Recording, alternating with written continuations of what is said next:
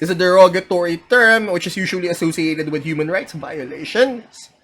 And manifest that destiny, baby! Long live and glory to the Empire!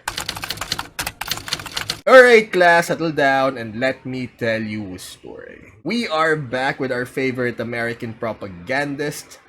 But then again, I'm still on the fence about the whole World War II stuff. I believe in our last World WW2 related video, I sort of made my feelings clear about the entire thing. So thankfully, this one feels a bit fitting since, you know, we're currently playing Master of Command, a game in collaboration with the Armchair Historian.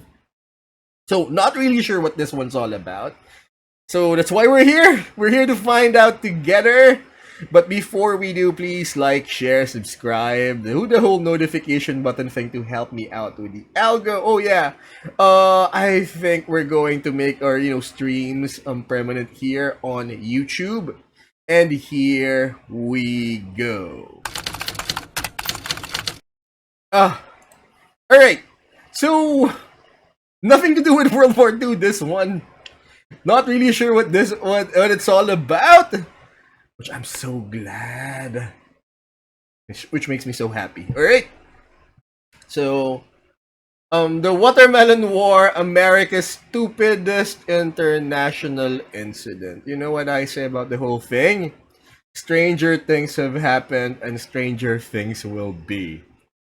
Because are you coming to the tree? You know what, before we go off on an entire tangent, let's just get on with it! Alright, fair warning, this one's gonna get weird. Today we're talking. I mean, what's normal? Okay, wait, hold on. I used to hang out with this guy back in college, and he was a child star, and that was his thing. I remember that shit's weird, and he would, every time, you know, someone would point out something, that shit's weird. Huh. That's the usual, and he would always answer, what's normal? Can we actually define what's normal? And you know what? He's got a point! You're looking at an anime boy right now reacting to an American propagandist. Is this normal? We don't know. I mean, normal is definitely at a certain level for a lot of people. I think it's subjective, but you know what? Before we go off script, before we go off the rails with philosophy, let's just get on with this one. About the Watermelon War, that time that America and Panama had an international incident over a slice of watermelon, which it kind of sounds weird, but historically speaking, it's really not. I mean, Mexico and France almost went to war over a pastry. America and Great Britain almost. I mean, the pigs and one. Yeah, like I said, stranger things have happened, and stranger things will be. Are you coming to the tree? All right. Almost went to war a third time over a pig on an island off the coast of Canada. And then there was that one time that Honduras and El Salvador almost went to war over soccer. So, I mean, war is weird. And to be fair, while it is called the war... Well, it's definitely not normal for a lot of people. I mean, just imagine. See, like right now, why is my pickup acting like this? This is not normal. Okay, there we go. War is weird, okay, you know what, we'll take his word for it.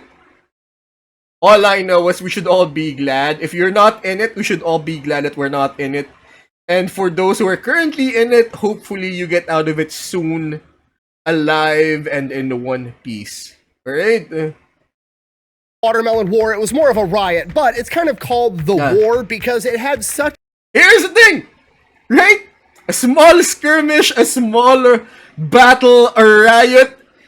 It doesn't feel that way when you're in it, alright? I promise you, the whole thing doesn't feel like a small thing, or doesn't feel like a small minor incident, especially if you're in it. A historical impact on the world. It's crazy. Basically what happened was a drunk American got in a fight with a Panamanian street vendor over a single slice of watermelon. Not even a whole watermelon, just one slice of watermelon. Hey, if you're going to war for something, because why not? Right? Why not? At least you're fighting over something that's actually tangible. And that created a ripple effect through time that resulted with America creating the Panama Canal. Okay, I'm gonna say that a little bit slower if you're not picking up what I'm putting down. A drunk American got in an altercation over a slice of watermelon with a Panamanian street vendor, and then it resulted in America cutting the entire continent in half. And I'm gonna explain everything. Well, it does sound weird if you put it that way. Right after a word from our sponsor. This video is brought to you by Element. Okay, look, we've been through this before. They've already sponsored the channel 10 times. They're gonna keep sponsoring the channel, mostly because I keep wanting to work with them because I actually like this shit. Okay, it's a super simple, straightforward product. It's just electrolyte mix, okay? I don't know So, salt. how it works. Science is involved. It's like Gatorade, except there's no sugar and there's not a bunch of I was at the con. I remember a few months back, I was at the con and there was this guy. I'm not even gonna name names, but they had the booth. They were trying to implement a Gamers Up equivalent here in Southeast Asia. And I remember the owner was there, the proprietor was there, the guy who invented it was there.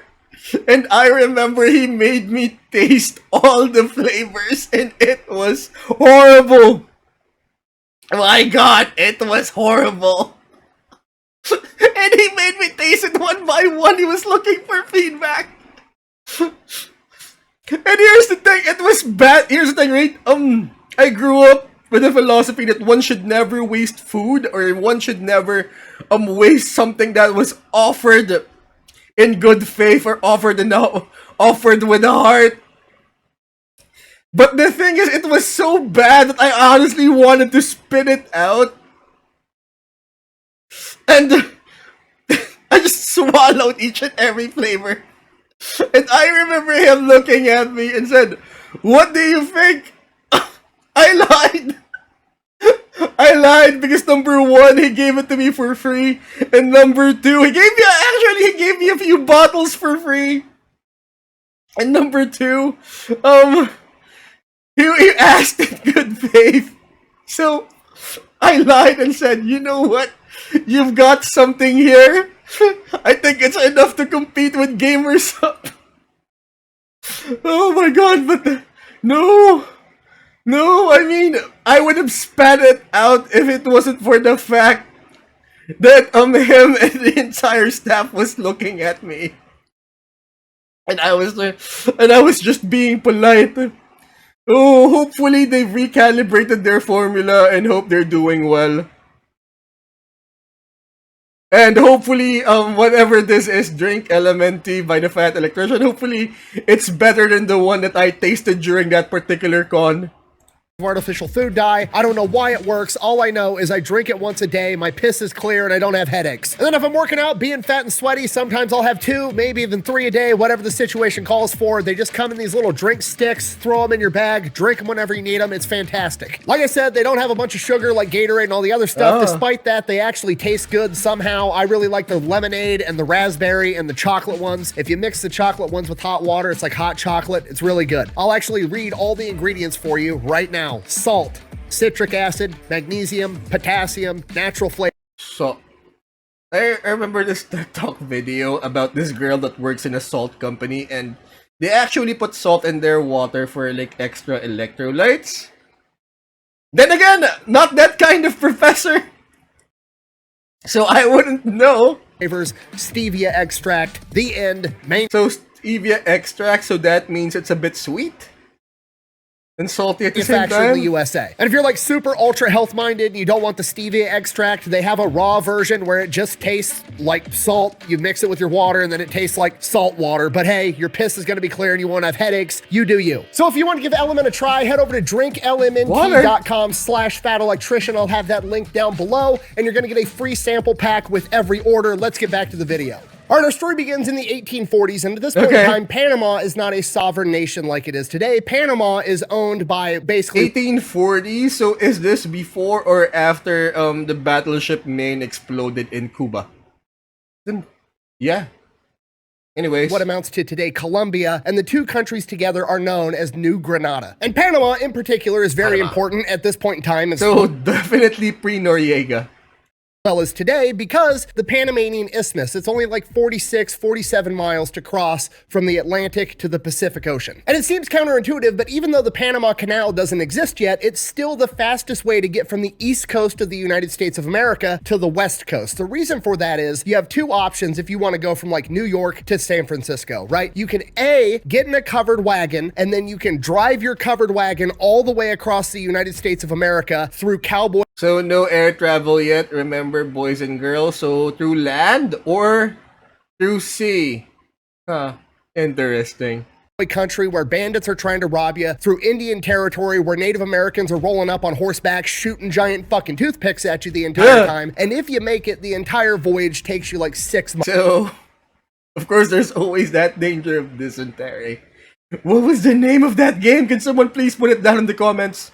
Option B, you can go to New York City, hop on a boat, take that down to Panama, walk 47 miles across the Panamanian Isthmus, hop on another boat, take that up to San Francisco. Definitely more or less convenient depending on who you're asking. And that voyage is only going to take you 4 to 6 weeks and is way safer. Because of this, pretty much every major superpower in the world wants control of Panama because they control how fast you can get from the Atlantic to the Pacific Ocean, which is a humongous deal. America's looking at Panama like, how do you guys feel about democracy? The British are looking at Panama like, hey, how would you guys feel about having a king? And the government of New Granada realizes they need to get something figured out. Otherwise, one of these countries is going to invade, go to war with them, and potentially take over Panama. So they decide they're going to team up with one of these manifest destiny, baby. World superpowers, and the superpower that they pick is the one that's closest. They're going to team up with America, and they create the Bidlack Treaty in 1846. And what the Bidlack Treaty essentially says is, okay, Panama is its own sovereign nation. We're going to allow you to have your military here. We're going to allow you to transport things across the Panamanian Isthmus. In exchange for us letting you do that for free, you're going to guarantee that Panama remains sovereign. You're not going to invade us, and if anybody else tries to invade us, you're going to come back. Sounds reasonable, but then again, it's manifest destiny, baby. Us up. That's the Bidlack Treaty in a nutshell. And America takes that deal because America's getting everything they want. They don't actually want to own Panama. They just want to be able to who wants to go through that trouble, right? Transport their shit from left to right, from the Atlantic to the Pacific. Damn good deal. And for a while, it works great. People that want to migrate from the East Coast to the West Coast do it through Panama. And then the main reason they end up using this entire thing is so that they can transport mail. So the U.S. mail that's going from New York to San Francisco actually travels down to Panama. The Postal Service throws it on a donkey, throws it in a canoe, takes it across the Panamanian Isthmus, loads it on another boat, takes it up to the West Coast. But then somebody in California strikes gold, and suddenly the California gold rush starts, and the traffic going through the Panamanian Isthmus to get up to California explodes exponentially. Now there's tens of thousands of people making this voyage so they can go up to California and try their luck at panning for gold. Then somebody gets the bright idea, hey, we've got thousands of people that want to get transported 40 miles across this Panamanian Isthmus as fast as possible so they can get up to California. If we make it faster for them, we could probably make a lot of money, so they start building a railroad. Now instead of having to trek 47 miles across some donkey path, you're just going to be able to board a train, drive it 47 miles. I mean, yeah, definitely would have made the whole thing more convenient. Hop on a boat, you're good to go. So they start building this railroad. They employ a ton of local Panamanians to build the railroad for them, and it's a humongous boost to the Panamanian economy. That's where everybody's making all of their money. It's going great. Then to support the railroad, there's all kinds of other... It was definitely a time for adventure. Businesses coming in, they're throwing up hotels, they're throwing up bars, they're throwing up casinos, so people have stuff to do in that area while they're waiting to board the train, or once they get off the train, they can buy more supplies. So same story as Las Vegas. Whatever the case is. So they're throwing up a bunch of businesses as well. And fairly quickly, it's like this little tiny America inside of Panama. There's all these different businesses. You've got all these travelers coming through, spending money. It's an economic powerhouse. But we all know the saying, I mean, the whole thing would have definitely sounded romantic back then. You're in a foreign... Imagine, as a young white American, the whole thing would have definitely sounded romantic. You're in a foreign land full of exotic beauties and exotic things, and it would definitely have been the whole thing would have looked like the setting for a video game. You're a stranger, imagine, with a gun. You're American, have gun, will travel. And things are definitely brewing north and south of the border. You got Pancho Villa. God Lord knows what else is going down south. You've got Simon Bolivar and his rebellion. I don't know. I don't even know if it's the right timeline. All right. But the whole thing, the whole timeline, that was a very dynamic timeline for South America back then. Imagine if you're a young white American. The whole thing was definitely romantic. Money, more problems. I'm pretty sure Gandhi said that, but regardless, Yep, because of more all this money, new money more coming in, problems. people and He organized definitely crime said come that. in to take advantage of it, and there's a bunch of Panamanian bandits that are robbing people and disrupting the construction of this new railroad, so that pisses off the railroad company. So the course railroad they did. company hires a guy to solve the problem, a guy by the name of Randolph Runnels, who was a Texas Ranger up until this point. Just for the record, everybody thinks a Texas Wait, was he the guy that started the whole watermelon thing? Comments, please. Ranger is like some weird state of Texas version of like If I remember correctly, in some films and in some books, Texans or Texas Rangers in general, they weren't provided in a good light. If you guys check out the history of the Miranda rights and immigrants going through Texas back then, they didn't have a very good reputation. Historically speaking, Texans and Texas Rangers didn't have a very good reputation. the FBI, which today it kind of is, but Historically speaking, of course, during that particular time. back in the day, the Texas Rangers were basically Green Berets. These were special forces dudes that were going out into the wilderness and fighting off Native American tribes using guerrilla warfare tactics. These were not the guys that you wanted to fuck with back in the day. Like I said, he's our favorite American propagandist, but they didn't have a very good reputation in the sense that a little bit of historical lessons, the Miranda rights, like, you have the right to remain silent, blah, blah, blah, anything you say can and will be used against you in the court of law. You have the right to an attorney. If you cannot have one, the state will avoid one for you. Basically, the reason why the Miranda rights was invented was because of Texas Rangers. What they did back then was that every time a crime was committed, they would basically just pick up a bunch of the closest immigrants that they could find. And those immigrants, not who don't speak a lick of English, would basically be thrown in jail, not knowing why they got arrested. And basically, it was a sad affair with regards to due process for anyone who doesn't speak English. So, anyways, like, for example, Manos Arriba, I remember this particular scene. I think it was from the Roadmen, I think. Kevin Costner and this guy, I forgot the name of this actor. What's his name? He served as Haymitch in the Hunger Games and a bunch of other movies. His dad was a hitman. Oh my god, I remember his name. But anyways, check this out. There was a story in this particular movie. The Roadman. You know what? Guys, just Google it for yourselves, alright? Or just put it in the comments because I forgot his name. Alright, but anyways, during this particular film, they were talking about when they were Texas Rangers before their retirement.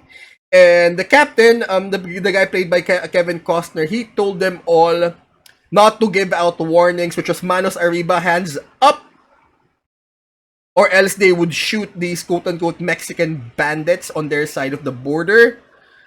And of course, a lot of them didn't agree with that particular decision, and that's basically how they made their reputation. When they started shooting these Mexican bandits without warning, without shouting Manos Arriba. So there's this particular thin blue line that Texas Rangers definitely crossed at a certain point. Like I said, their reputation, depending on who you ask, wasn't a very good one. Like, for example, of course, he's our favorite American propagandist, so he would definitely glaze on them. But if you're one of those poor immigrants just, walking by and you got picked up for a crime you didn't even know, you didn't even commit and you got thrown in jail without knowing why because you didn't speak English, the whole thing would have definitely been bad. Or especially if you've been shot without warning, without Manos Arriba, and stuff like that. But anyways, let's keep on going. You went off on an entire tangent again. Come to the wrong place to dog wait, boy. That's right, old man. Watch those fancy shoes. But I did love this film though. It's It's a real mess. You get it point blank, but I'm happy to do it for you. So Randolph Reynolds and his boys come in and they start capturing and killing all of the bandits. So much so that the locals end up referring to him as El Verdugo, the hangman. So they came in and started capturing and I'm not sure if he said killing the bandits, but El Verdugo. Not exactly a flattering concept, especially for militant activists, in a sense that that same term has been dubbed for military or police personnel that have been that are known to commit or are still known to commit human rights violations in terms while they're doing their job. So not exactly the hangman, but El Verdugo, more likely the executioner. So no. Depending on which side of the line you're standing on, it's quite a derogatory term. And it's usually here in my part of the world, that particular name or that particular jargon for a person is usually associated with human rights violators. And everybody's absolutely terrified of him. He's notorious. And that pretty much puts a kibosh. Yeah, notorious. Like I said, notorious. But it might not be for the right reasons. To all of the bandits. And then the railroad gets finished and all of the local Panamanians that were building the railroad get laid off and basically get told, okay, thanks for building our shit, now fuck off. So now the railroad's making a ton of money. All these local businesses supporting the railroad that are also owned by Americans, bars, saloons, the whole 9 yards, they're all raking in a bunch of money as well. And the Panamanian locals have just kind of been kicked to the curb. There's like this little America that they're no longer allowed in. They can't afford the property. So like I said, El Verdugo is a derogatory term which is usually associated with human rights violations. And manifest that destiny, baby! Long live and glory to the Empire. So yeah, that would have definitely kicked a lot of the locals to the curb. Or would have sidelined a lot of them. They can't live near it. They're no longer reaping any economic benefits of it. And because of this... No, they're not. That's the whole point. That's why they brought in El Verdugo.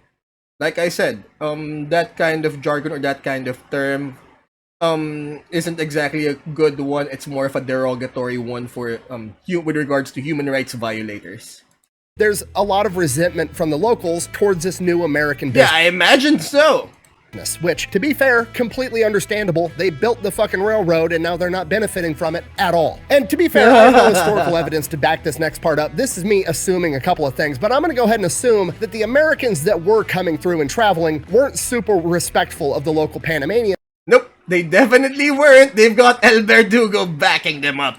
Because you got to realize the Americans that are coming, these are all people that are like, okay, we have like cobblestone streets and streetlights in a modern society in New York City. I'm going to risk all of that. I'm going to move out to the wilderness in California and risk my entire existence on my ability to dig up a shiny fucking rock. Okay, these are not risk adverse people. These are people that are willing to gamble at all. So I'm assuming when they show up, they're not being respectful of the local population, but I would assume that makes it 10 times worse. Okay, I don't like it when people come into my small town and increase the wait time at the local restaurant. I definitely don't like it when they're being drunk assholes about it the entire time. That's just common sense. Oh, I bet you they were more than drunk assholes about it.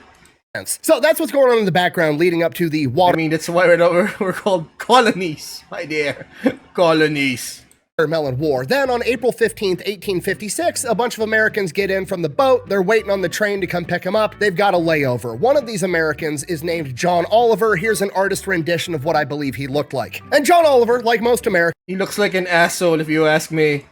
Determines, okay, I gotta sit here for a couple of hours waiting on this train to come pick me up. I'm going to the bar so I can get hammered. So him and his boys go out to the bar. They start drinking. They get absolutely obliterated. And it just turns into the movie The Hangover. They start bar hopping from bar to bar. And as they keep hopping from bar to bar, they keep getting further and further away from the train station. And the further away from the train... I mean, hopefully they didn't shoot any of the locals.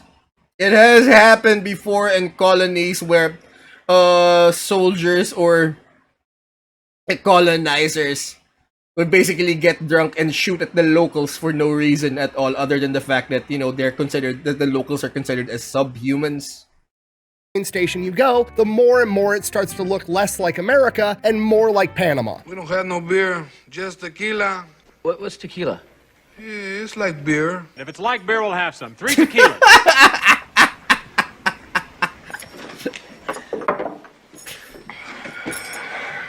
Nope, definitely not like beer. Now, somewhere along the line, they cross paths. The Three Amigos definitely love that film. No salt, by the way. They raw dogged that one. With a Panamanian street vendor that's selling slices of watermelon by the name of Jose Luna. And depending on which source you want to read, there's two different versions of what happens next. Version number one is that John Oliver is being a drunk asshole. He walks up, grabs a slice of watermelon from Jose's cart, just starts eating it, and refuses to pay. Version number two of the story is that Jose Luna kind of does the tourist trap thing where the local street vendor comes up and like makes it seem like he's giving you a gift for free, and then after you Both. Let's go for both. Put it on or you start eating it, he then expects you to pay him. Regardless of which version of that story it was, the fact of the matter is Jose Luna now believes that John Oliver owes him a dime for this slice of watermelon, and a dime for a slice of watermelon at this point in time is an outrageous sum of money. There it is! It probably was at that point. It's beautiful. Take your A dime is like 5 cents, correct? No. A dime is a single cent. A nickel is 5 cents. Am I correct? Am I right? Can someone please put it down in the comments? hat up, boy. That's a $1 bill. So they get into an altercation over this watermelon. They're arguing back and forth. And gonna finally, Google it one just of to be John sure. Oliver's buddies, whose name has been lost to time, but here's an artist rendition of him, he decides that he's had enough of hearing about this. He'll just pay for the watermelon. So, like an adult trying to de-escalate Oh no, it's a dime is 10 cents. A nickel is 5. Okay, got it. the situation, he pulls a dime Wait, am out I of his right? pocket and then overhands it at Jose's face, hits him right in the forehead. Oh, great. At this point, Jose, pissed off, pulls Of course. The whole thing didn't end up as a respectful exchange of words. out a knife, to which John Oliver, being the American in the situation, does what Americans do and pulls out a gun. So now we've got a Again, this whole thing, 1840s, would have been very romantic if you're white. As an American, have gun will travel. And gunsling your way all throughout South America, Asia, and Africa. standoff. Okay, things are tense. Everything is frozen. We've got a knife. We've got a gun. They're standing there. Everything's going fine. Everything's going great. This is the point where everybody's like, okay, you got your dime. We're gonna leave. We're clearly the assholes here. Everybody can just go about their merry way. But then one of Yeah, I mean, hopefully El Verdugo doesn't show up. Jose Luna's buddies, whose name also has been lost to time, so we're just gonna go ahead and call him Hose B. Hose B jumps in and tries to grapple the gun away from John Oliver, and during this altercation, the gun goes off and shoots an innocent bystander. Yeah, I know this movie too. Denzel Washington, Ethan Hawke, Training Day, and this guy was definitely not an innocent bystander. Alright, Denzel Washington's character in this movie was definitely not an innocent bystander. In fact, he was more like El Verdugo, who was synonymous to human rights violation. Ah, you mother. Human rights violations with an S. And that's it. It's done. This is the match that lit the powder keg. We've got like a decade of racial tensions between the locals and the Americans, and an American, whether he did it intentionally or not, just shot a Panamanian, and within a minute, the entire thing just devolves into a massive riot. Panamanian So the whole thing pops off, and they're going to hunt down Americans, which would require a military response if we're not mistaken. are coming out of everywhere with clubs and rocks and sticks and knives and machetes and whatever. Because why not? That's one of the downsides if you let someone like El Verdugo roam around, quote unquote, capturing or arresting bandits. And I bet you El Verdugo didn't speak a lick of Spanish. So imagine that. He wasn't there to bring justice, he was there to suppress the local population. Else they have, and just start beating the And now they're pissed. shit out of the Americans. And the riot just keeps growing and growing Yep. and growing, and eventually they're in the American part of town. They're looting and destroying all of the American businesses, the bars, the hotels, all of it. They're destroying I mean, it's sort of expected. and stealing absolutely everything. The Americans don't know what to do, so they all fall back to the train station, they barricade themselves inside, and they're sending out telegrams asking for help, and those get cut short because the Panamanians start ripping down the telegrams. Yeah, they're gonna start cutting down the telegraph cables or the telegraph poles. Lines. They rip up one of these phone poles and start using it as a battering ram, trying to get inside the train station. They're gonna kill absolutely everybody. Then the Panamanian cops show up. The Panamanian cops are kind of like this middle ground of like, they're Panamanian. They're probably also very frustrated with America being drunk assholes inside their country all the time, but also they're working for the city. The city understands that that's bringing in a ton of money, so they kind of have a vested interest in just squashing the entire riot. They're not really gunning for the Americans like everybody else. Yet, as the Panamanian police are trying to break up this riot, one of the Americans from inside the train station shoots out the window and shoots one of the Panamanian cops, at which point the Panamanian cops are like, oh, hell no. Because why not? So now the cops are on Team Riot, and just as it's starting to look like they're gonna break into this train station and it's gonna be a massacre, a train pulls up. Okay, it wasn't there. Don't know exactly what went down, but in my head, I imagine this train slowly rolling up and coming to a stop, and before the doors open, the whole mob has just like stopped, and they're now looking at this train like, Americans just showed up, we're gonna beat their fucking ass. And then the train doors open, and out walks El Verdugo, fucking Randolph Reynolds, and all of his Texas Ranger buddies walk out with guns, aim them at the mob, and Randolph Reynolds says, drop your weapons, at which point the Panamanians drop their machetes, their sticks, their rocks, their clubs, whatever they got, and they just fucking run. They're already scared shitless of this guy. He's a living, notorious legend. They take off. Yeah, again, synonymous with human rights violation, and I bet you doesn't speak a lick of Spanish. The riot is over. The smoke clears, 18 Americans have been killed, 2 Panamanians have been killed, a bunch of American businesses are destroyed, they were ripping up the railroad tracks, they ripped down all the telegram lines. It's just imagine the reprisals afterwards. Anyone who's familiar with history, there will be reprisals or there will be penalties.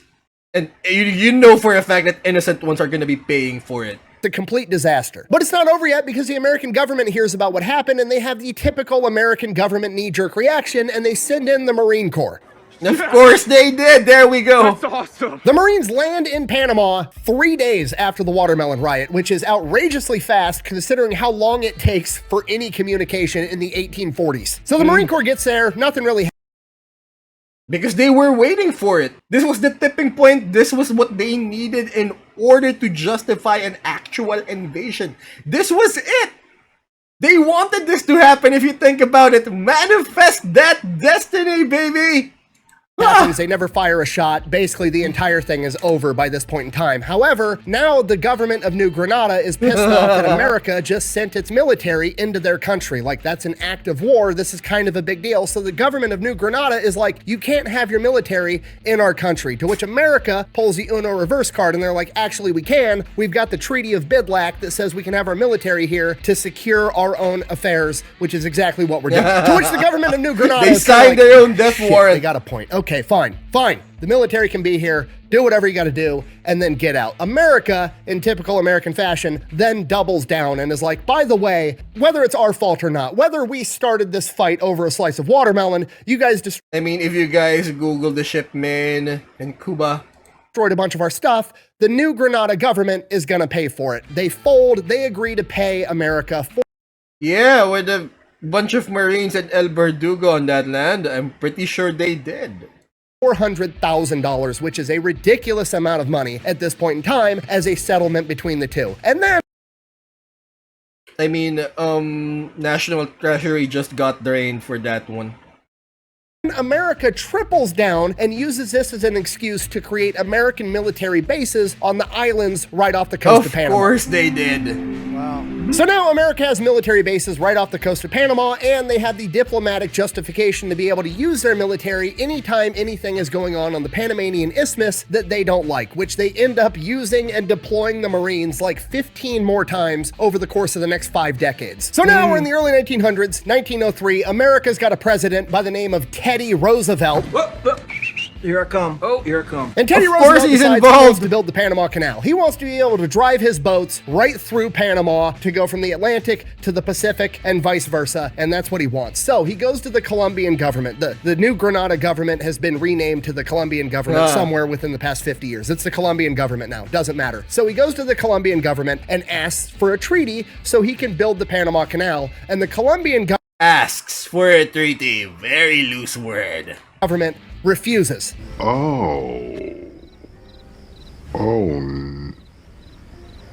No.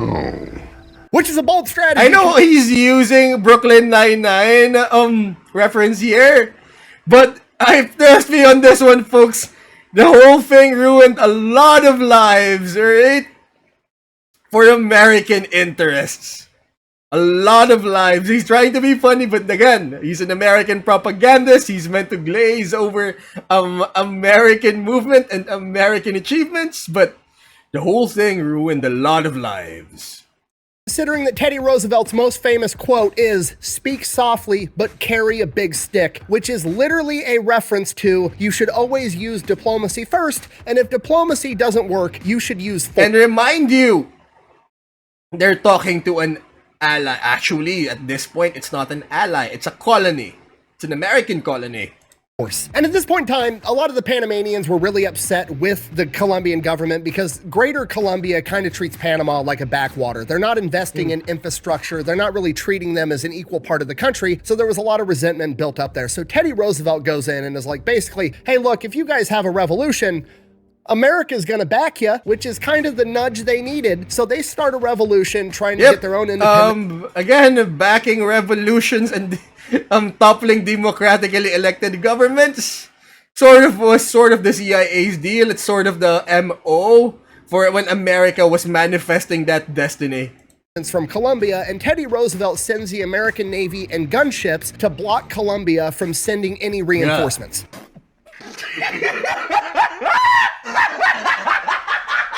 Because of this, Colombia doesn't even really try to stop the revolution. They're not able to send their military in there, and the entire revolution is relatively bloodless and non-violent. And Panama becomes its own sovereign nation, and you're never going to believe this, but the new Panamanian government is willing to sign a treaty to let America... Of course they were! Why wouldn't they be? construct the Panama Canal. What are the odds of that? What are the odds of that? What are the odds of And there you that? have it. That is the story of how some dude found gold in California, which led to an American getting drunk in Panama, getting in a fight over a slice of watermelon, which led Nope, it's not. They were waiting for it. They needed an excuse to manifest that destiny, baby. Teddy Roosevelt cutting an entire continent in half. The more you know, I guess. Thanks for watching. Best way to support the channel is go buy some merch. All Maybe pick hail up the some Empire. Energy. Go check out Pepperbox. Links for all those are over at thefatelectrician.com. Quack bang out. Bye!